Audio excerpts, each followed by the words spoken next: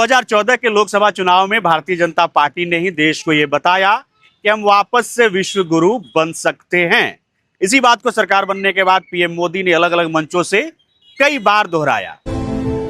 मैं मेरे आंख के सामने भारत मां का वो रूप देख रहा हूं, उस जगत जननी का रूप देख रहा हूं। फिर एक बार मेरी भारत माता विश्व गुरु के स्थान पर विराजमान।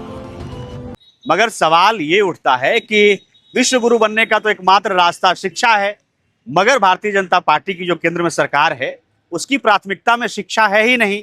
फिर ऐसे में भारत विश्व गुरु आखिर बनेगा कैसे? चौंकिए मत, आंकड़ों से समझिए।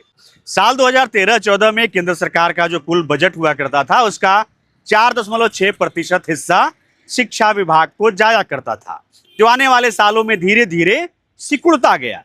2015-16 में 4.15%, 2017-18 में 3.71%, 2019-20 में 3.40%, 2021-22 में 2.65%, 2023-24 में 2.5% और 2025-26 में 2.5%, यानी 12 साल में शिक्षा की जो हिस्सेदारी थी वो लगभग आधी हो गई। अब दूसरी तस्वीर देखिए।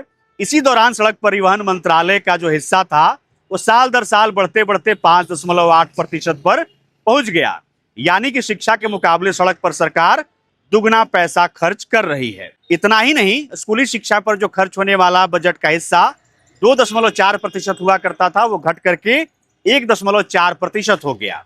उच्च शिक्षा पर खर्च होने वाला बजट का हिस्सा जो 1.4% हुआ करता था वो 1% पर आ गया। अब कोई ये कहेगा कि शिक्षा का जो बजट है वो रुपए में तो बड़ा है।